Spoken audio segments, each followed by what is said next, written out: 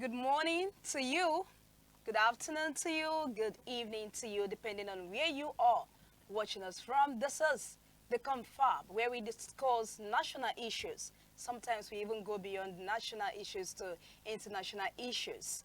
This morning on the Confab, we have interesting stories looking at us, staring us at us. So I want to welcome you on Esteem Radio Vision. And don't forget, Esteem Radio Vision is located at Obokun Avenue in Ilesha, Osun State, Nigeria. I am Chidima Abel. I have analysts with me in the studio. I'll be introducing them shortly. But before then, I want to tell you that today's Nigeria's political landscape is once again on edge. It is once again on the edge, not because elections are around the corner, but because power, ambition, and control are already being fiercely contested. Even though 2027 has not even come, but then everything has actually changed. In Rivers State, the drums of impeachment are beating very loud as Governor Similayo Fubara faces a fresh threat from the State Assembly, raising critical questions about constitutionalism, political vendetta, and the growing role of federal and party heavyweights in state affairs. Is this about governance, or is Rivers once again becoming a battleground for supremacy? Now, at the national scene, the 2027 race is quietly but aggressively taking shape. Former Kano Governor Rabiu Musa Kwankwaso has drawn a very clear line, a very distinct line. No alignment with either the presidential or vice presidential ticket. He said it is a bold demand that exposes the fragile alliances and high stakes, bargaining already defining Nigeria's opposition politics. And within the labor movement, the cracks are widening. Why the obedient movement insists the presidency must remain in the south, and rallies behind Peter Obi, his former running mate Dati Ahmed has renounced. You know, there was this rumor going on that Dati has declared his intention to run for presidency. But just this morning, he came out to debunk the rumor. So this is what we're looking at this morning. So today we ask, is Nigeria headed towards political stability, or are we watching, the early stages of power struggle that could reshape 2027 before the campaign even begins? Okay, I told you I was going to introduce my analysts in the studio this morning. They will be looking at this story together because I can't do it alone. We'll be analyzing the whole Peter Obi story, the obedience movement, and Kwankwaso's declaration. So let's unveil our analyst this morning. I have with me Ohunayo Ajiboye. Thank you, Chidima, for having me over. Good. How are you doing? I'm doing very fine, very fine. Oh, I was about greeting you good morning again. Okay, I also have Oluwatoyosi Solanke, a very beautiful lady that will be analyzing the story with us this morning. Good morning, Oluwatoyosi. Good morning, Chidima. Thank you for having me. Oh, Oluwatoyosi, are you really sure that you are happy that I'm having you this morning on the show? Yeah, I'm happy.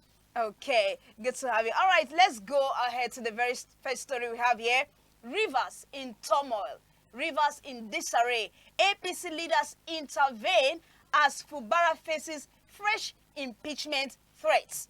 This is, I don't know whether to say it is interesting for the opposition party or for the ruling party. Top members and some governors of the All Progressives Congress have moved to douse tensions in Rivers State following the 7-day impeachment notice that was issued by the Rivers State House of Assembly to Governor Similayo Fubara and his deputy, Professor Ngozi Odo. Honestly, I don't know whether to... Okay, I will leave it for my analysts. I was about to say something, but then I want to leave it for my analysts to, draw the line. Now, the Punch learned on Thursday that some APC bigwigs, the bigwigs in APC, have actually begun moves to find a political solution to the unfolding crisis. Findings by the dispatch show that to avoid another round of violent crisis in the state, that's Rivers State, political gladiators and some top officials of the federal government close to the two parties. You know what I mean by the two parties? Now, they have begun moves towards resolving the matter. The political crisis in Rivers State escalated on Thursday as the Rivers State House of Assembly commenced fresh impeachment proceedings against Fubara and his deputy, Ngozi Odo, issuing them a 7-day notice to respond to allegations of gross conduct. At plenary presided over by the Speaker Martin Amewule, the House said the action was prompted by the governor's alleged refusal to present the 2026 appropriation bill for legislative consideration. This is just one of the gross misconducts alleged to him. Now, earlier, the majority leader, in the person of Major Jack, formally read a notice of allegations of gross misconduct against the governor, relying on Section 188 of the 1999 Constitution as amended. Now, Jack listed 7 allegations against Fubara, including the demolition of the assembly complex, alleged extra budgetary spending, withholding of funds meant for the Assembly Service Commission, and refusal to comply with Supreme Court rulings on the financial autonomy of the legislature, seizing salaries, allowances of the state lawmakers and the Assembly Service Commission, among others.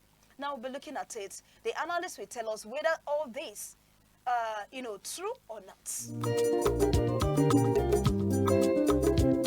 All right, let me come to Ajiboye. What's your thoughts on this alleged of gross misconduct against Fubara? I mean, this is the second time.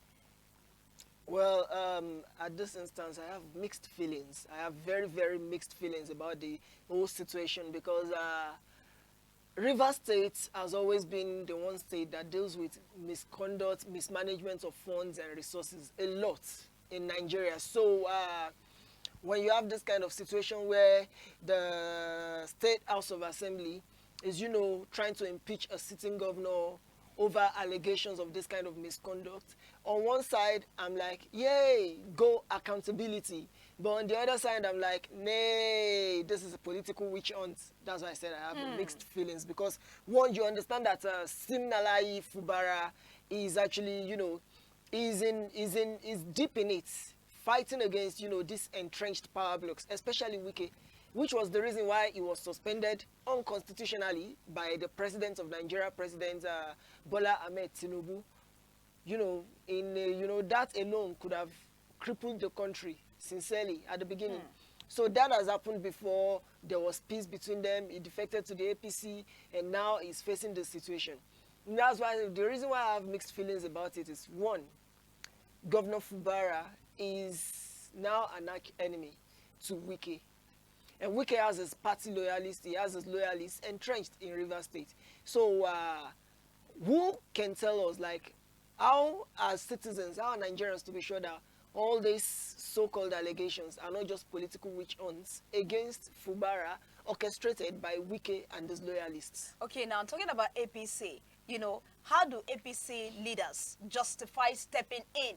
Because from the story, they said they've stepped in. So how do APC leaders justify stepping in as peace brokers?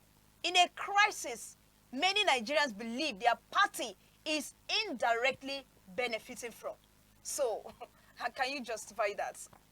Well, as broken as a system may be, there will always be sane heads. That's what I want us to understand. As broken as a system may be, there will always be sane heads. Just because the APC is a party that's indirectly benefiting from all the crinkum crankum, I want to borrow something from former Senator Patrick Obayagbono. In spite of all the crinkum crankum going on within the APC and Rivers State, there are still sane heads who want peace to be paramount, who want cooperation. So the APC stepping in as peace brokers is not a bad thing. Okay. It's not a bad thing. What we need to be cautious about will be, what are the conditions for peace? What conditions will Governor Sim be attesting to? What conditions will the opponents, the opposition right now, they are in the same party and the house divided cannot stand. So sane heads, there will definitely be sane heads, because if APC is not careful with everything going on in Rivers State, APC might end up losing Rivers State. Completely. So they don't want that. I mean, it took them a lot of effort to kick PDP out, and now there's a crisis in-house. So APC stepping So in as indirectly, they peace want brokers to. Yes. Okay. it's more beneficial to them than for the crisis to remain. Okay, Solanke, I don't know. Do you have a different view? Well, I see it as a way of. I see APC leaders trying to present themselves as peacemakers, as a strategic political way to just place yourself on the limelight there in Rivers State. Nothing more. To remain relevant. Relevant, yes. Okay, does a 7-day impeachment notice reflect legislative oversight, or is it an abuse of Section 188 of the Constitution for political vendetta?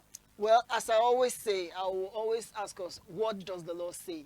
You see, one of the issues I have with this country, Nigeria, is the fact that most times, even the legislative, the executive, everyone discards the rule of law. And it has been a terrible precedent. It has been terrible in the footnotes of history of this country that the rule of law is always discarded by those in power. So what does the power say? When it comes to one of the key provisions of Section 188, it says, and I'm going to read it out for everyone to hear now, notice of allegation. It says at least 1/3 of the members of the State House of Assembly must sign a written notice alleging gross misconduct against the governor or the deputy governor. And this notice must clearly state the allegation. It is not going to be hearsay, it's not going to be rumors. It has to be dropped with hard evidence that, yes, when we are writing this allegation, we have conclusive evidence which proves that indeed the governor did these things. Now, that is one. Two, when the notice is served on the governor or the deputy governor, every member of the house must also receive a copy within 7 days. Now, three, the governor or deputy governor who has been served with this notice has the right to reply to these allegations. And the response, now listen to this part, the response must be considered by the house. Before I move on now, I want to look at it. Does the House of Assembly, do they have empirical evidence, hard evidence that Governor Sim Fubara actually is guilty of misconduct? We don't know. They've not tendered any evidence to the public, for that matter. They just served notice of impeachment. Now, having said that, we look at number 2 under the key provisions of Section 188. It said when the notice is served on a governor or a deputy governor, every member of the house must also receive a copy. We have to ask the House of Assembly in Rivers State, has this been done? Because when it comes to the law must be fulfilled down to the letter. You don't fulfill one part of the law and discard the other. That is a gross misconduct. It's a gross miscarriage of the law itself. So, as that's been done, as every member of the House of the Assembly received a copy of this so-called notice of impeachment. And the third one, response period. The deputy or the governor or the deputy governor has his right to reply to these allegations, and the response must be considered by the House. To the best of my knowledge, Governor Fubara has not replied to the allegations yet, and neither has there been the House gathering or sitting on the response of Governor Sim Fubara. There's a lot that must take place before you are just having notice of impeachment. You are not allowed by law to take action yet until certain provisions have been met. Now, the fourth provision says, if 2/3 of all members of the House vote that the allegations should be investigated, the process moves forward. Now, look at the word, investigated, not impeached. There has to be an investigation because it is on the burden is on those that allege. They must prove their allegations. It has to be proven. And the governor also has the right to defend themselves, or deputy governor or whosoever has been served this notice has the right to defend themselves. Now, when that happens, the process can now move forward. When it has now been established through investigation that indeed the governor, the deputy governor, whosoever has been served this notice is actually guilty, that's when the impeachment can move forward. But what we used to have in Nigeria is guilty until proven innocent.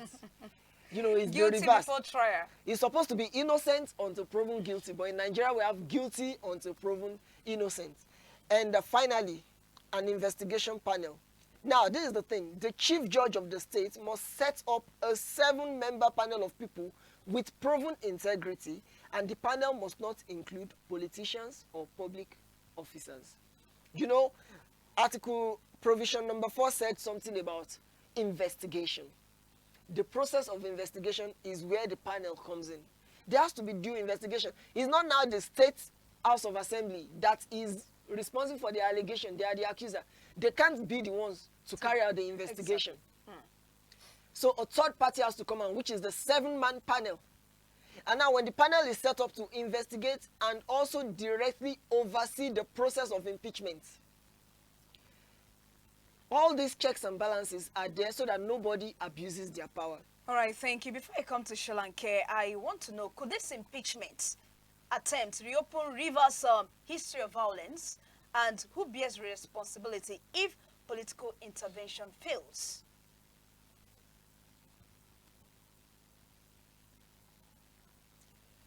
Oh, I didn't know that question was for me. I it was for I said before I come to... I heard you mention Yes. Solanke, so I thought it was for Solanke. Well, according to what you've asked just now, it's not actually difficult. It's simple. Rivers State has an history of violence, especially when it comes to political affiliated violence. Now, we all know that the undertone of all these things happening is because of the conflict between Governor Fubara and Minister of the FCT, Nyesom Wike. So definitely they both have their loyalists, they both have their supporters. So there's every possibility, there's every probability. It's closer. There's the tendency that the two supporters are already openly hostile towards each other. It has not delved into violence. But as this situation develops further, it will eventually devolve into violence. It will escalate into violence. So this is a call to the federal government and to all stakeholders in the APC, because now it is APC crisis. This is not PDP versus APC. Yes. It's now an APC crisis. So now it's a time for them, the stakeholders of the APC, and you know the elder statesmen in Rivers State, to take action and make sure this does not devolve into violence for Rivers State. Rivers State is a key state in terms of resources in this country, and any form of violence or crisis in that state affects the nation as a whole. All right, now let me come to Solanke. Do you have a different view or something to add to what Ajiboye has said so far? All right, thank you, Chidima. Ajiboye has said it all. To me, the 7 days notice seems like more of a political pressure rather than a genuine legislative oversight. Yeah, that's all I have to say. All right, we move over to the very next headline here. And to our viewers that are just joining us, this is the Confab on Esteem Radio Vision. All right, the next story says, I will align with party offering presidential or VP ticket. I will align with party offering presidential VP ticket. This is coming from Kwankwaso. It is either a party is offering him presidential ticket or the vice presidential ticket. Now, the national leader of the new Nigeria People's Party, Senator Rabiu Musa Kwankwaso, has said he would consider aligning with a political party ahead of the 2027 general elections if it offers him either the presidential ticket or the vice presidential slot. Kwankwaso made a disclosure while he was speaking at a Kwankwasia gathering at his residence in Mela Road, Kano, where he addressed ongoing political realignment ahead of the next term general elections. His comments come amid speculations of a possible defection of Kano State Governor Abba Kabir Yusuf from the NNPP to the All Progressives Congress. Now, reacting to the speculation, Kwankwaso dismissed the reports describing them as unrealistic. The former Kano State Governor also criticized the style of politics under President Bola Tinubu, arguing that numerical strength within a party does not necessarily translate to electoral success. According to him, having a large number of governors on the platform of the APC does not guarantee victory at the polls, insisting that credibility, popular support, and performance remain key determinants of electoral outcomes. What do you have to say about this, Solanke? Well, to me, Kwankwaso is actually asserting influence over public assignments. Okay.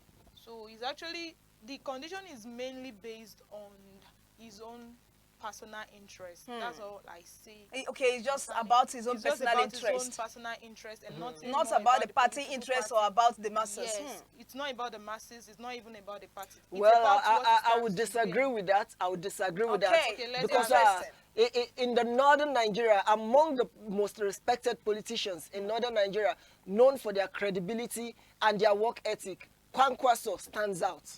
So you can't just say that it's all about his interest. This man he has antecedents. He has historical backing to I show believe that she's he judging was, he from was his once, he was statements. once, So he what was can you once say governor about the of Kano statements? State. So concerning the statement, I believe he's trying to rally his supporters. He does not want them to be downcast, because the truth of the matter now is that the NNPP does not have enough of a force. They don't have enough multitudes. Remember that Kwankwaso had earlier rejected VP tickets.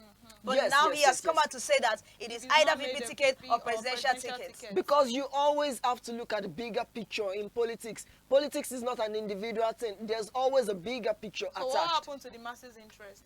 The masses' interest can also be put inside the bigger picture, because Kwankwaso as a politician is a good politician.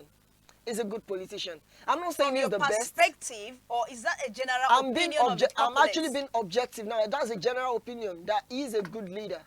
Now, he's not the best of leaders, and he may not be the leader that Nigeria needs. But I don't believe that everything he does, that his statements is all about self-interest, because he's considering the needs of the party. And, you know, a leader that considers the needs of his people definitely will also consider Now the the needs of the question is, nation. the need of the party, does it align with the need of the masses? Right now in the north, yes. I would say yes. We are not talking about, when we say Nigeria, we are talking about the 6 geopolitical zones, not Of just the course, north. of course, of course. But what I'm saying now is that the bigger picture has to start from a small place. It first has to consider the party. Now, Okay. the needs of the party are not detrimental to the needs of the nation. That's what I want us to understand. The needs of the NNPP right now are not detrimental to the needs of the nation. So if he comes back out and says, okay, now I want to accept any political party offering me a VP role or even presidential role. If the presidential role is not acceptable, I will take a VP role. It doesn't mean it's for his self-interest. If it was for his self-interest only, he would have been focused on nothing but presidential. But the fact that he is willing to take a VP role means he wants to work with a leader who is also ready to lead. He is submitting himself at this moment, not because of self-interest, but out of the interest of his party and that of his followers. And I feel that that is commendable. Okay, what do you have to say about this? When he said that, you know, he criticized the style of politics under President Bola Tinubu. Okay. He argued that numerical strength within a party does not necessarily translate to success. You know, the APC have been boasting of having about how many governors? 28 governors. Yes. So now he has come out to criticize their numerical strength, saying this does not translate to success. So what do you have to say with respect to that? Well, in a society with a working system, in a society with respect for the rule of law, he is actually right. Multitudes in the party does not guarantee electoral victory. But unfortunately, this is Nigeria. I don't know why I keep saying that, and it's not me disparaging our country. It's me genuinely having passion and hoping that our country gets better and that our system starts working for the better. Because what we understand is that when a political party has multitudes, imagine a political party having majority of the governors, then definitely there will be allegations of rigging. And when you investigate deeply, you find out that these rumors of rigging do not just come out of thin air. There can be no smoke without fire. So allegedly, when a party is gathering such multitudes like this, in a society such as ours, a vulnerable society where corruption is the order of the day, you know, we keep battling corruption. Every government comes in, comes out, they say the biggest problem is corruption, and we have that kind of situation, then I don't know, that statement that he made is a utopian statement. It's a statement of it. It's his dream for Utopian Nigeria. statement, utopian promise. And you know what utopian promise is? Yes. Promise. So Difficult if to that fulfill. statement that he made is going to be difficult to fulfill, but it doesn't mean that it is impossible. It's possible if we have a government that actually wants the best interest of the people, that wants the best interest of the nation. And so far, I'm sorry to say this, but I've not really seen anything from this present government that shows that they actually want the best interest of the people. Well, I still believe Solanke disagrees with you. Well, on that, actually is right. Because the number or the multitude of the number of governors that has Under passed the through a APC. political party does not guarantee the victory or the success of such political party. So he's right on that. So, having established that Kwankwaso is not for self-interest but for party interest, can he now realistically command a national coalition in 2027, or is his influence still largely regional? You know, the last election, what happened? Yes. So now, can Kwankwaso, you have already established his credibility. That aside, now can he now realistically command a national coalition in 2027, or is his influence still largely regional? Credibility and influence, although they work hand in hand, they are not the same thing. They are two different ideas. So Kwankwaso has credibility, but in terms of influence, I would say one of the biggest gaffes he made was the last presidential election, when he refused to join hands with the popular man of the moment at that period, who was Peter Obi. Okay. The joining, if Kwankwaso had joined forces with Peter Obi at that moment, I feel like there would have been an unstoppable force, both in the north and in the south. It would have been a serious competition for APC, and there would have been the probability of APC not clinching that presidential role, no matter what was being done on the ground, no matter what, people thought actually happened. It would have been difficult for, even if APC would have emerged, it would have been so difficult for them to emerge at the end. But what happened was he made that gaffe, and that gaffe lost him a lot of goodwill. So how do you see him teaming up with Peter Obi now? I mean, if such should happen. Even if such should happen, it's going to send mixed messages to a lot of people, because they're going to see it, just as Solanke thought that his statement about now taking up a VP role is probably for self-interest. It's going to cause that. I'm not saying it as a bad thing, but I don't feel like he can realistically command a national coalition anymore at this moment. But he still has a very large regional and geopolitical influence in the north. Okay, let me come to Solanke now. Well, apparently, his influence remains the strongest in the northern parts. So he has to do a lot of reach out to the other parts of the country. Okay. Now, if NMPP eventually aligns with a bigger party, does that mark the end of Kwankwaso as an independent political force? I'm directing the question to Ohunayo. Yeah, I know you're directing the question to me. I'm looking for the best way to say this without goring people's oxys or without triggering people. The truth of the matter is, the moment the NMPP aligns with a bigger force, then there's going to be a lot of clash of interest first, but there will always be a middle ground. But I feel like one of the things that will be sacrificed will be the political force Kwankwaso. It's either it won't exist anymore, or they will have reduced influence in that coalition. Okay. So do you suggest they take the chances, or they risk it? Well, life is all about risk, and it has to do with what they see as the priority. Is the priority a coalition? Is the priority having a fighting chance in the upcoming 2027 elections? If that's the priority, then yes. But if that's not the priority and Kwankwaso is the biggest priority, well, that's up to them to prioritize, not to me to tell them what to do. All right, viewers at home, this is the Confab on Esteem Radio Vision. And of course, we've been talking about national issues. This is what we do on the Confab.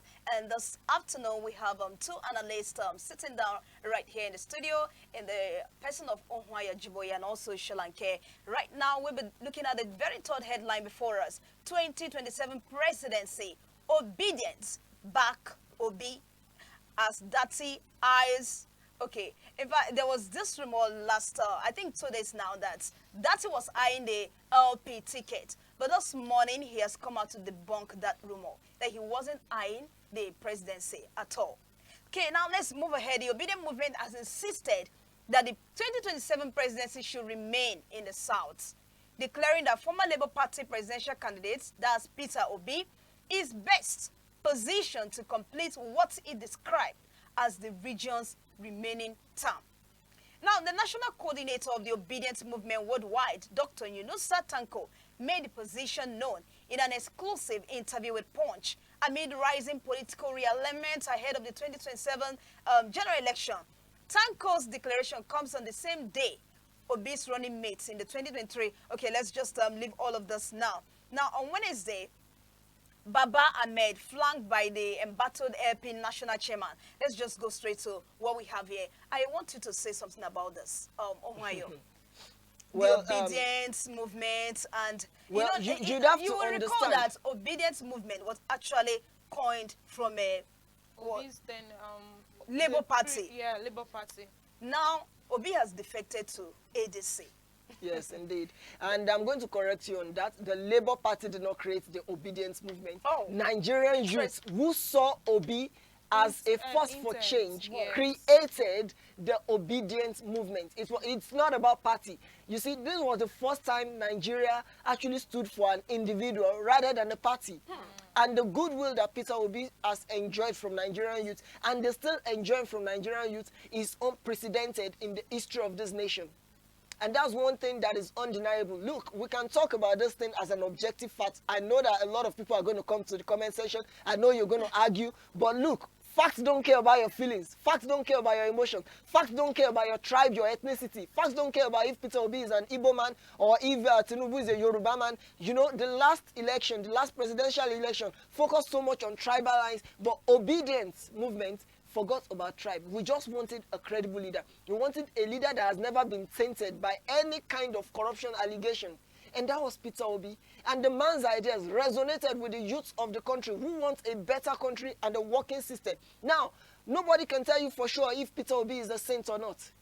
But the fact still remains that in the history of Nigeria, this man, through him, a movement came up. He didn't create the movement. That was the funny thing. He never created it. He never coined any movement. He never asked for the youth to organize something in his name. Nigerian youth came together and they started using the word, I am obedient, I am obedient, I am obedient. Using the English word obedient. You know, it's a movement the likes of which people had never seen. It was a movement that shook the sitting government because they were scared. They wondered if this was going to be the second EndSARS. But then they understood that the obedient movement is more than EndSARS. This is not about destabilizing the government. This is about sanitizing the system. So Obi leaving Labour Party, the obedience will definitely follow him because the obedience are not about the party, they are about the individual. Oh. All right, Solanke, do you have anything to say? Okay. I did like to disagree on that because I know a number of people that actually followed obedience because of Labour Party. So believe me sincerely, this movement will actually go through some setback or it will be divided because the direction now is like their victory now is uncertain. I have a lot of friends that actually followed obedience because of Labour Party. Their political party is Labour Party. So it's not because of his movement as you said, Ohunayo.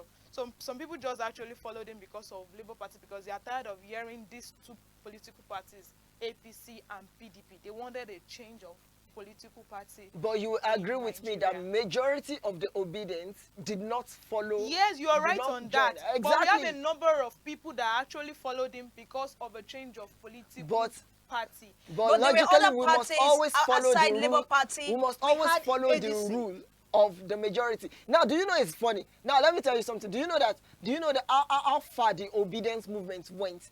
It got to a stage that you started having obedience people not even caring about Labour Party, telling you, I am obedient for PDP. I am obedient. For you to know the influence that this movement, people were saying in Edo State there was obedience for PDP. Do you know that?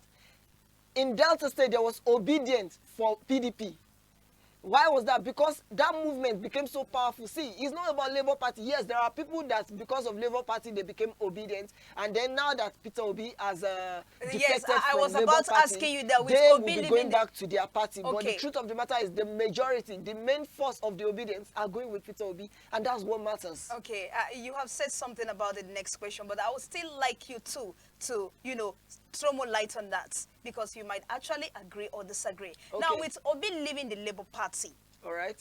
has the obedience movement lost its moral and strategic compass? I know she said something about obedience, Labour Party losing its compass. Yeah. But then I still want you, since you are kind of now disagreeing on this. So, Well, the obedience movement has not lost its moral or strategic compass, because the obedience movement is not a political party. We Okay. need to get that right first. It is not a political party. It's a movement. It is a movement. What is a movement? It's a group of people who come together and they say, this is what we stand for. this is their interest. This is our interest. And their interest is in seeing a working Nigeria. And this is one of the things, the number one leaders, when you look at the leaders of the obedient movement, one resigned recently.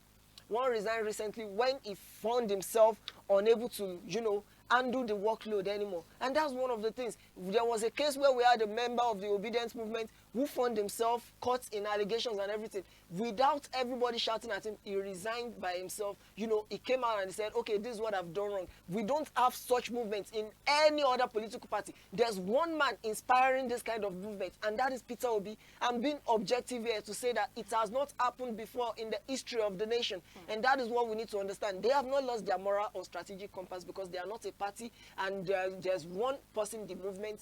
Solanke, do revolves you around. still disagree with him? Well, I believe that, though I know obedience movement is not actually pertaining to political party, but I believe once Obi is operating outside Labour Party, is going to lose its organization power. Okay, now That's is my the, belief. let's leave that aside now. The insistence that the presidency must remain in the south. I mean, is it a principled stance or a selective interpretation of zoning that suits certain interests? I don't know whether you understood my question. Of course I understand the Okay. question, but this is what I want you to. You see, zoning is one of the things, is one of the old systems that I believe we have to get rid of in Nigeria. But for now, if there's no leader willing to get rid of zoning, then it's going to continue like that. There's going to be a problem. The south, the north, the southeast. So the insistence that the presidency must remain in the south right now is very, very, very, very important. And I won't say that it is a selective interpretation of zoning that suits certain interests, but it's actually because of the fact that it's because of the fact that in this nation, when it comes to zoning, the north has always been the favorite. The north has always been favored. Anytime you see that it's not the north stone, they start causing all sorts of ula balu, and it's not fair. It's actually very, very, very much unfair to the people of the nation and to a country as multi-ethnic as Nigerian. So until zoning is done away with, the stance is actually a principled stance, in my own opinion. Okay, I want to hear your thoughts, Solanke, Okay. on this. Well, I believe the zoning, it's more of a selective process that has to do with a preferred candidate. They get to put a preferred candidate in a zone where the candidate can get more votes. So to me, it's a selective process. Okay, now can Peter Obi still command the obedient base while operating outside the party that gave the movement its political structure? Over to you now, Ohunayo. Well, like I said, the movement is not a political party, so there's no political structure to talk about. Peter Obi brought structure to the Labour Party in the presidential election, because without Peter Obi's influence in 2023 presidential elections, nobody would know who Labour Party. Not like nobody will know who Labour Party is, but who was Labour Party going to present as their presidential, candidate, if not for Peter Obi? In fact, Labour Party had no dog in the fight until Peter Obi came on board to the Labour Party. So saying that can he still command the obedience base? Of course he can. So he can. Of course he can. He is the reason why the obedience movement came about. He is the reason why it exists in the first place. Now, it's possible that in coming times, the obedience movement might now outgrow Peter Obi himself. But for now, yes, he can still command the obedience base. Is that an expression of agreement, Solanke? that I see on your face. Not total agreement. Okay. Okay.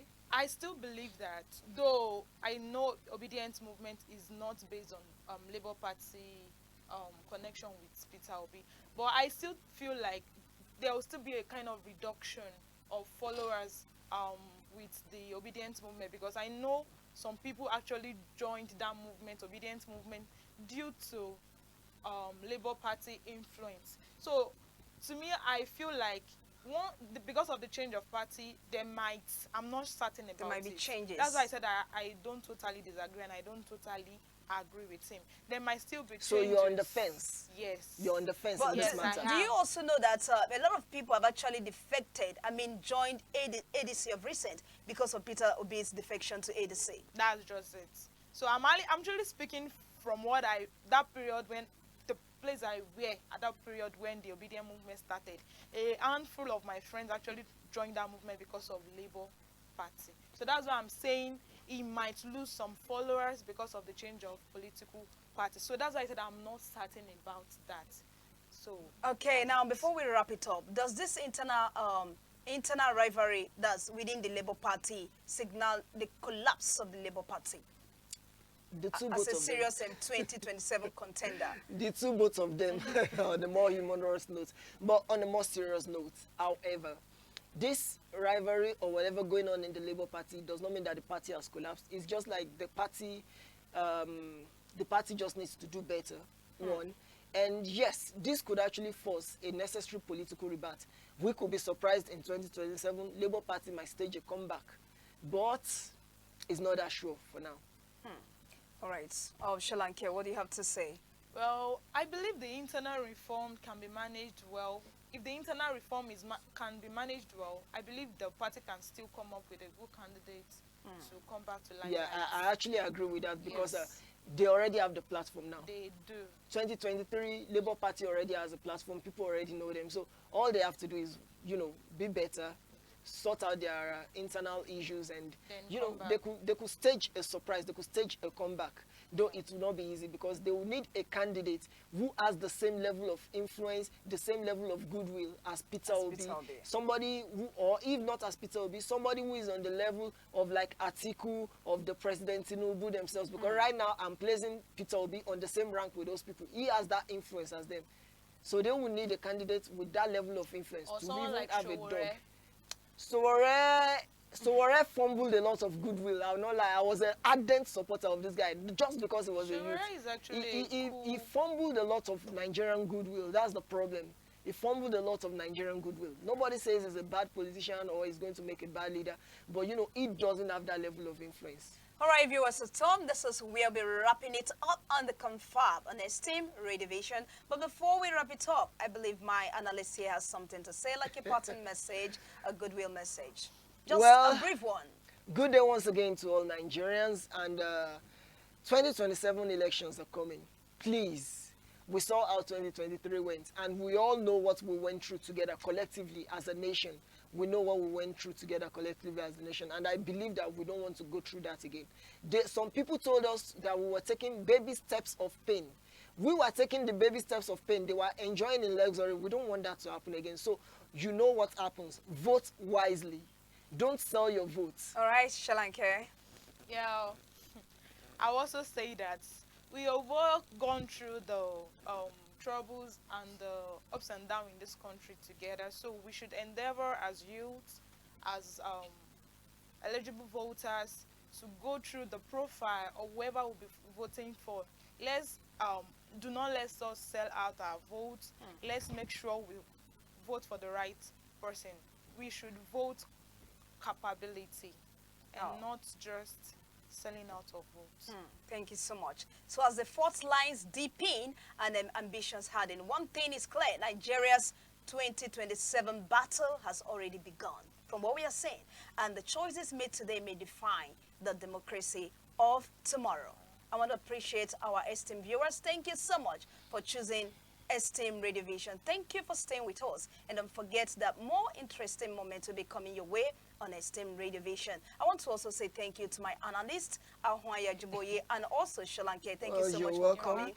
And to our CEO in the person of Dickie Michael Adeboye Ashaolu, the founder of Eniakbonle Foundation and Esteem Radio Vision. Thank you so much. And to our producer, Ayomiko. Thank you. Until I come your way again, I still remain Chidima Abel.